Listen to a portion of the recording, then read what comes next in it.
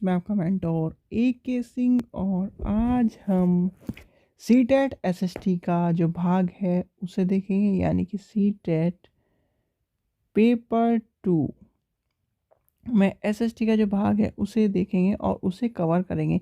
अब आपका time pass 1 minute का भी टाइम नहीं, यानी कि सीटेट का जो फेज़ 1 है और फेज़ 2 दो पार्टों में डिवाइड हो गया है, यानी कि फेज़ 1 के एग्ज़ाम के लिए सभी के पास नोटिफिकेशन आ चुका है कि आपका एग्ज़ाम कब कब है और कहाँ कहाँ है। फेज़ 2 के पास का अभी तक किसी के पास नहीं है, यानी कि फेज़ 1 वालों के पास मुश्किल से 2 से 3 दिन है। और उस 2 से 3 दिन में अब आपको क्या करना है, सबसे पहले ओल्ड पेपर को रिवाइज़ कर लो। अभी भी मैं कह रहा हूँ, अभी भी आपके पास टाइम है, ओल्ड पेपर को रिवाइज़ कर लो। और जो फेज़ 2 में है ओल्ड पेपर बिल्कुल रट लें, सारे पेपर रट लें, क्योंकि ओल्ड पेपर से कॉन्सेप्ट आपका क्लियर हो जाएगा। फिर आती है टैग वर्ड वाली बात, कि टैग वर्ड जो होते हैं वो इम्पोर्टेंट होते हैं और टैग वर्ड की आपको वीडियो 1 आध दिन में मिल जाएगी, जिससे आपके सारे कॉन्सेप्ट कवर हो जाएंगे। नहीं तो चैनल पर जो पड़ी है टैग वर्ड की वीडियो उसे समझ कर तब तक उसे देखें। चलिए पहले यहाँ से आज का जो टॉपिक है वो है SST का, उसे कवर करते हैं। क्वेश्चन नंबर 1 क्या कह रहा है, क्वेश्चन नंबर 1 देखते हैं क्या कह रहा है। 31 यानी कि 31 कह रहा है, निम्नलिखित में कौन सा कार्य राज्य सरकार का है। भाई राज्य सरकार का क्या है, 10वीं कक्षा में बोर्ड को बंद करना। भाई आपको पता ही है कि यूपी बोर्ड, CBSE तो सेंट्रल बोर्ड है, UP board, MP board, Bihar board, ये जो बोर्ड होते हैं ये क्या होते हैं, बोर्ड की जो ताकत होती है यानी राज्य सरकार के अंदर होती है। राज्य सरकार के अंदर होगी तो इसका आंसर हो जाएगा, इसका ये हो जाएगा आंसर। चलिए क्वेश्चन नंबर 32 देखते हैं। दलित और आदिवासी लड़कियों द्वारा स्कूल छोड़ने की दर सबसे अधिक है। भाई क्यों है, गरीब और सामाजिक भेदभाव के कारण। भाई आपको पता है दलित और आदिवासी जो लड़के होते हैं उनके साथ भी भेदभाव किया जाता है, तो ये तो लड़कियों की बात है। तो सबसे ज़्यादा जो कारण होता है स्कूल छोड़ने का लड़कियों का, इनका दलित और आदिवासी लड़की होती है उनमें। और दलित और आदिवासी लड़कियों को जब स्कूल छोड़वाया जाता है तो यही कारण होता है। क्वेश्चन नंबर 33 देखते हैं, निम्नलिखित में कौन सा विज्ञापन सामाजिक नहीं है। यानी कि विज्ञापन के बारे में पूछा है तो विज्ञापन कौन सा सामाजिक नहीं है। जीवन बीमा जिंदगी के साथ भी और जिंदगी के बाद भी। भाई मरने के बाद आपको बीमा तो पता नहीं, और बीमा देने के लिए चक्कर बड़े लगवाते हैं। क्वेश्चन नंबर 34 देखते हैं, ऐसे मुद्दे की पहचान कीजिए जिसमें महत्वपूर्ण होने के बावजूद मीडिया की शायद ही उस पर ध्यान हो। तो वो है पीने का पानी। आपने देखा होगा कभी भी पीने के पानी के ऊपर मीडिया की रिपोर्ट कवरेज नहीं होती। उन्हें तो क्या चाहिए, TRP। और TRP कहाँ से मिलेगी, कि आज इस मंत्री ने इससे ये बात कर दी, आज इस मंत्री ने यहाँ पर झंडा उठा दिया, आज यहाँ पर रैली हुई, ये हीरोइन इसके साथ घूम रही थी। तो ये है TRP मीडिया की। कोई भी अवेयरनेस के ऊपर लेके नहीं चलेगी। और फिर वो कहती है क्या, कि हम पूरे देश को जोड़ने का काम करते हैं, हम सब इस चीज़ को आपको अवगत कराते हैं। भाई अवगत कराते हो तो क्या नाम, किस चीज़ को लेके चलो, जो मुद्दे हैं उनको लेके चलिए। क्वेश्चन नंबर 35 देखते हैं। क्वेश्चन नंबर 35 क्या है, न्यायपालिका के संदर्भ में निम्नलिखित प्रावधानों में से भिन्न को पहचाने। भिन्न को क्या पहचानी, न्यायाधीश का सेवा काल निश्चित होता है, यानी कि ऑप्शन नंबर 2। चलिए आगे चलते हैं। क्वेश्चन नंबर 36 देखते हैं, 36 देखते हैं। सर्वोच्च न्यायालय द्वारा निर्धारित DK बसु निर्देश यानी कि दिशा निर्देश निम्नलिखित में से किसके बारे में है। तो वो है, आपको पता ही, किसी व्यक्ति को गिरफ्तार करने, रोक के रखने तथा उसके पूछताछ करने के लिए विभिन्न एजेंसियों द्वारा प्रयोग की जाने वाली तरीके के बारे में, ऑप्शन नंबर 2। और ये कहाँ नहीं काम करता, NIA पर काम नहीं करता। चलिए आगे चलते हैं। क्वेश्चन नंबर 37 देखते हैं। सुभाष कुमार बनाम बिहार राज्य के मामले में सर्वोच्च न्यायालय ने निम्नलिखित में क्या निर्णय दिया था। तो वो था, जीवन के अधिकार में प्रदूषण मुक्त पानी और हवा भी होनी चाहिए। आपको पता है जीवन का अधिकार कहाँ पर है, 21 में। और 21 के में ही क्या कहा है आपको, प्रदूषण मुक्त पानी और प्रदूषण मुक्त हवा मिलनी चाहिए। चलिए आगे चलते हैं, क्वेश्चन नंबर 38 देखते हैं। वर्तमान स्कूल आधारित आकलन में पारंपरिक बाहरी परीक्षा यानी कि एक तरह से बाह्य परीक्षा की बात करिए और विशेषता शामिल नहीं किया जाता, तो वो है अधिगम के लिए केवल शैक्षणिक पक्ष पर बल देना, यानी कि केवल आ गया और केवल आने का मतलब ये आपका नेगेटिव टैग वर्ड हो गया। चलिए क्वेश्चन नंबर 39 देखते हैं। एक नए प्रकार के कार्य को देने से पहले शिक्षक को अपने विद्यार्थी की आवश्यक बातें चाहिए, मतलब कौन सी बातों को जानना चाहिए, ये है क्या उसके कार्य को करने के प्रति अधिगम से उसी शिक्षक विद्यार्थी की उपेक्षा क्या है, यानी कि ऑप्शन नंबर 1 हो जाएगा इसका आंसर। चलिए आगे चलते हैं, क्वेश्चन नंबर 40 देखते हैं।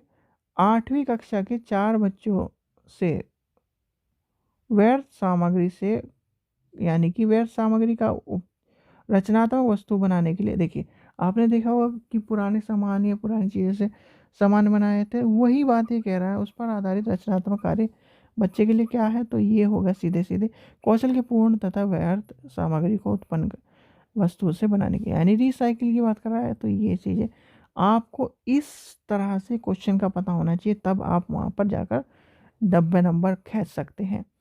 क्वेश्चन नंबर 41 देखते हैं। सामाजिक विज्ञान में परियोजना कार्य उपयोग होता है विषय आधारित कार्य यदि संग्रह और विश्लेषण नहीं करना चाहे तो, यदि पाठ्य सामग्री के अंतर्गत साम संदर्भित पर आधारित हो, कक्षा अथवा घर पर समूह कार्य के लिए। तो इसका आंसर क्या हो जाएगा, 3 और 4, यानी यदि पाठ्यक्रम के अंतर्गत संदर्भित पर आधारित हो या फिर पाठ्यक्रम इस पर आधारित हो, यानी कि ऑप्शन नंबर 2 हो जाएगा इसका आंसर। चलिए क्वेश्चन नंबर 42 देखते हैं। क्वेश्चन नंबर 42, सामाजिक विज्ञान के अध्यापक के लिए क्षमता निर्माण कार्य अनिवार्य है क्योंकि उन्हें सामाजिक विज्ञान के विभिन्न पाठ्यक्रमों की अवधारणा और शिक्षण पद्धति में स्पष्टता की जरूरत होती है, यानी कि ऑप्शन नंबर 2। चलिए आगे चलते हैं, क्वेश्चन नंबर 43 देखते हैं। 43 क्या कह रहा है, सामाजिक विज्ञान की किसी कक्षा में निम्नलिखित में से कौन से तरीके तथा यह समझने के लिए उपयुक्त है कि ग्रामीण क्षेत्रों में सार्वजनिक एवं खुले स्थान तेजी से क्या हो रहे हैं, लून हो रहे हैं, यानी कि लुप्त हो रहे हैं एक तरह से। तो वो क्या है, सार्वजनिक परियोजना, एक तरह से आपको क्या करना है, परियोजना कार्य देना है उन्हें, और वो भी कहाँ, सार्वजनिक रूप से। क्वेश्चन नंबर 44 देखते हैं। राष्ट्रीय शिक्षा नीति यानी कि NPE न्यू एजुकेशन पॉलिसी 86, भाई पहले कितनी है 68, फिर है 86, 92 और अब कितनी है, देखिए इसके आगे का मैं छोड़ देता हूँ, क्यों, क्योंकि आपको पता होना चाहिए। चलिए में क्या कहा गया है, निम्नलिखित में किसी एकीकृत कार्य में विकास करने का सुझाव दिया गया है, तो वो है विकलांग बच्चों के लिए नियमित स्कूलों में लाना, यानी कि कौन सी एजुकेशन हो गई, मिक्स एजुकेशन, और मिक्स एजुकेशन को हम किस नाम से जानते हैं, समावेशी। चलिए क्वेश्चन नंबर 45 देखते हैं। 8वीं कक्षा की एक छात्र किसी दिए गए विषय पर लिखने के लिए अक्षम है होने के कारण परेशान होती है, उसी अध्यापक को सलाह देते हैं कि वह दिए गए कार्य को ऐसे भागों में बांट कर जिसके अच्छे तरह से सुझाव किया जाए। तो इसका क्या आंसर हो जाएगा, बस सीधे सीधे आपके सामने है, विषय संबंधी जानकारी देने वाले 2 स्रोतों को खोजें और उनके बीच एक समानता ढूंढें। चलिए इसका क्या आंसर है, हमारा पहला आंसर है। चलिए क्वेश्चन नंबर 46 देखते हैं। निम्नलिखित में किस उपागम को NCERT द्वारा प्रकाशित पाठ्य पुस्तक में सामाजिक एवं राष्ट्रीय जीवन में निहित विचारों से निर्धारित अवगत करवाने के लिए आधारित है, तो वो होगा कहानी बोर्ड, यानी कि ऑप्शन नंबर 2 हो जाएगा इसका आंसर। क्वेश्चन नंबर 47 देखते हैं। सामाजिक विज्ञान की पाठ्य सामग्री को क्या है, एक तरह से सुपरिचित सामाजिक वास्तविकता के बारे में गहन जानकारी एकत्र करने तथा पश्चिमी प्रश्न पूछने की बात कही गई, यानी कि प्रश्न पूछने वाली बात आपको क्या टैग वर्ड दे दिया है आपको यहाँ पर। चलिए क्वेश्चन नंबर 48 देखते हैं। पाठ्य पुस्तक को सभी क्षेत्रों और सामाजिक समूह का प्रतिनिधित्व करने वाला बनाने के लिए क्या है? इसका आंसर होगा स्थानीय संसाधनों के प्रसंगित स्थानीय सामग्री शिक्षण अधिगम प्रक्रिया में भाग होना चाहिए, यानी कि ऑप्शन नंबर 4। चलिए क्वेश्चन नंबर 49 देखते हैं। विद्यार्थियों के लैंगिक मुद्दे तथा लैंगिक भेदभाव का में सामाजिकीकरण की भूमिका प्रति संवेदनशील बनाने के लिए स्कूल के निम्नलिखित में क्या करना चाहिए? भाई स्कूल में आपको भेदभाव मुक्त वातावरण रखना चाहिए, अध्यापकों के अध्ययन के लिए कहना चाहिए तथा उनके उदाहरण मांगने चाहिए, यानी ऑप्शन नंबर पहला हो जाएगा इसका आंसर। क्वेश्चन नंबर 50 क्या कह रहा है? राज्य सरकार के कार्यों पर चर्चा करते समय स्वास्थ्य, जल, यातायात आदि से संबंधित मुद्दों पर चर्चा की जा सकती है, जिससे क्या होगा? जिससे भाई सीधे सीधे बात होगा, विद्यार्थी को इन मुद्दों के बारे में समझने का और आलोचना करने पर विचार स्वतंत्र होने चाहिए। चलिए क्वेश्चन नंबर 51 कहते हैं। राष्ट्रीय पाठ्यचर्या यानी कि NCF 2005 के प्रस्तावित क्या है? भूमिकाओं पर क्या है? पर्यावरण चिंता तथा इसके संरक्षण के संबंध में आलोचनात्मक समझ पैदा करने की बात कही गई, यानी कि ऑप्शन नंबर 2 हो जाएगा इसका आंसर।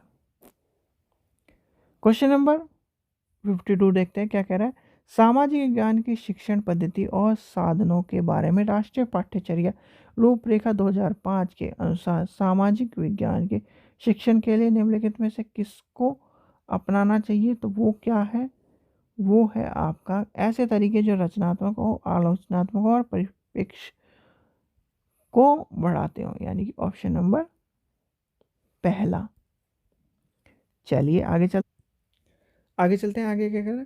क्वेश्चन नंबर 53 देखते हैं। सामाजिक विज्ञान की कक्षा में शिक्षक का मुख्य लक्ष्य होना चाहिए, तो क्या हुआ? स्वतंत्र सोच निर्धारित होने का भय, यानी कि क्वेश्चन नंबर 4। चलिए क्वेश्चन नंबर 54 देखते हैं। सूचना को छोटे छोटे भागों में बांटकर अतः अंश तथा पूर्व संबंधी स्थापित करने का योग्य है, तो वो क्या है? विश्लेषण करना, यानी कि ऑप्शन नंबर पहला हो जाएगा इसका आंसर। क्वेश्चन नंबर 55 देखते हैं। शैक्षिक गतिविधि पर विद्यार्थियों द्वारा खर्च किए जाने वाले समय को बढ़ाने के लिए अध्यापकों को निम्नलिखित में से क्या करना चाहिए? तो वो होगा कक्षा की गतिविधि तथा संस्करण काल को योजना बनाने के लिए पढ़ने और समय सारणी को लागू करना, यानी कि ऑप्शन नंबर 3 हो जाएगा इसका आंसर। क्वेश्चन नंबर 56 देखते हैं। प्रेरणा अधिगम निम्नलिखित में से किस उपागम के लिए विपरीत है? तो वो क्या होगा? ऑप्शन नंबर 4 प्रतिपादित शिक्षण। क्वेश्चन नंबर 57 देखते हैं। निम्नलिखित में से कौन से कथन सामाजिक विज्ञान की शिक्षण में प्रभावकारी चिंतन व्यवहार है? तो वो है आपका अध्यापक को विश्वास तथा प्रत्येक अधिगम स्थिति के प्रति नमनीय वातावरण का निर्माण करना, यानी कि ऑप्शन नंबर 2 हो जाएगा इसका आंसर। क्वेश्चन नंबर 58 देखते हैं।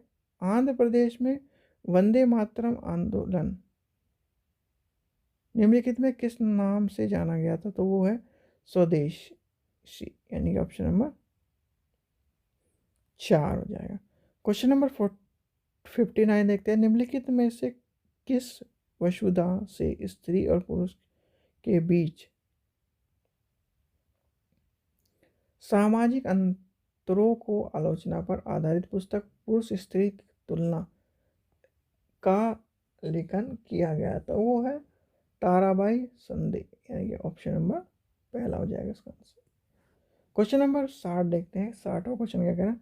19वीं शताब्दी में ईसाई मिशनरी ने भारत पर क्रिश्चियन शिक्षा को क्यों लागू करना चाहा? तो वो था भारत में कंपनी सरकार के प्रति वफादार बनाने के लिए, यानी कि वफादार बनाने के लिए, और दूसरा उनको थोड़ा बहुत अंग्रेजी का ज्ञान हो और जिससे वो अंग्रेजों का जो छोटा मोटा काम है वो कर सकें।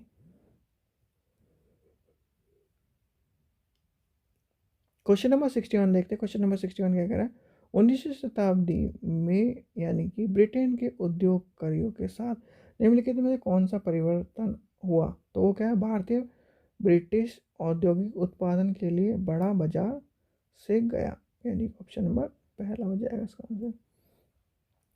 क्वेश्चन नंबर 62 देखते हैं, भू राजस्व में कौन सा समझौते में राज्य राजाओं को और तुगलकदारों को जमींदारों के रूप में मान्यता दी गई? तो वो है स्थायी समझौता, यानी कि ऑप्शन नंबर पहला हो जाएगा इसका आंसर। क्वेश्चन नंबर 63 देखते हैं, बेगम हजरत महल ने अंग्रेजों के विरुद्ध विद्रोह भड़काने में निम्नलिखित में कौन से नगरों की सक्रिय भागीदारी थी? तो वो थी लखनऊ, यानी कि आपका जो काम कर रहा था वो था इस तरह का लखनऊ में।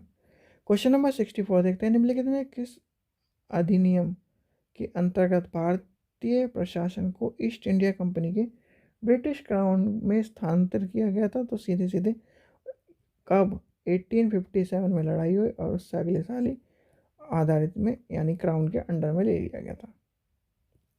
चलिए क्वेश्चन नंबर 65 देखते हैं, मध्यकालीन आसाम में पाई निम्नलिखित में से स्थित है, क्या है? बाल मजदूरी, यानी कि बाल मजदूरी की बात करेगी, यानी ऑप्शन नंबर 3 हो जाएगा इसका आंसर। क्वेश्चन नंबर 66 देखते हैं, मनी ग्राम और नान देसी निम्नलिखित में से क्या है? भाई सीधे सीधे दक्षिणी भारत में प्रसिद्ध व्यापारी संघ है, और ये क्वेश्चन एनसीईआरटी का उठाया हुआ क्वेश्चन है, एनसीईआरटी का।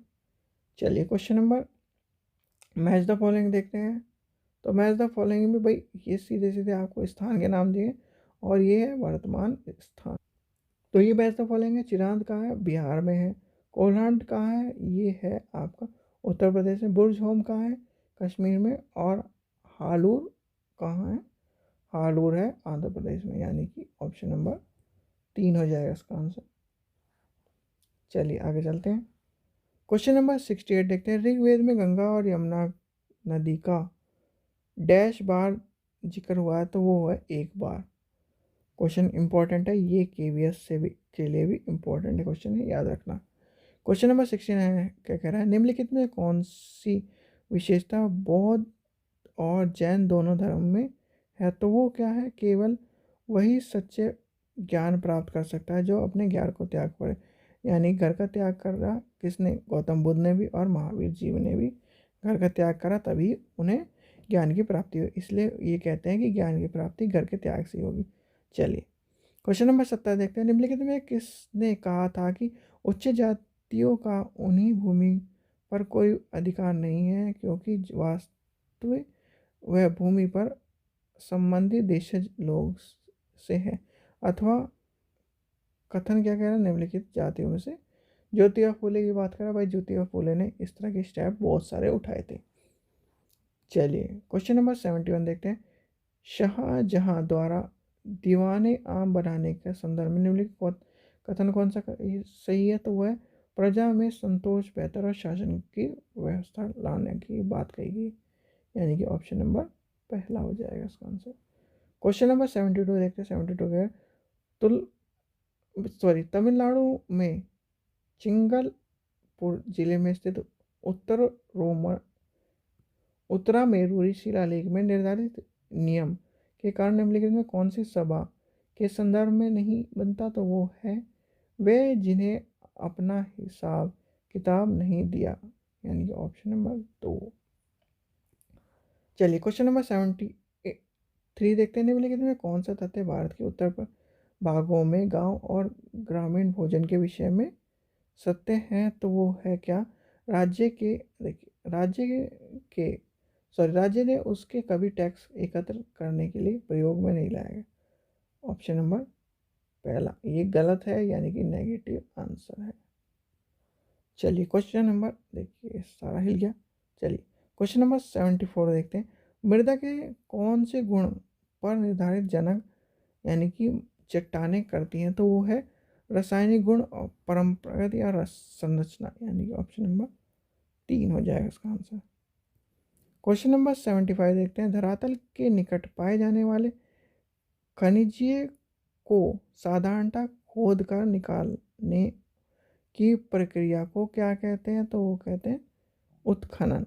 इंपॉर्टेंट क्वेश्चन है, उत्खनन के बारे में पूछा जाता है आपसे। ये लिखा जाएगा उत्खनन क्या है, तो और फिर इतना सारा दे दिया जाएगा, या फिर इतना सारा देने के बाद उत्खनन पूछ लिया जाएगा। चलिए क्वेश्चन नंबर 76 देखते हैं। दुनिया की प्राचीनतम चट्टान निम्नलिखित में कहाँ पर स्थित है? भाई दुनिया की प्राचीनतम तो इसका आंसर होगा, ये है ऑस्ट्रेलिया। देखिए पश्चिमी ऑस्ट्रेलिया, ऑप्शन नंबर 3 हो जाएगा इसका आंसर। क्वेश्चन नंबर 77 देखते हैं।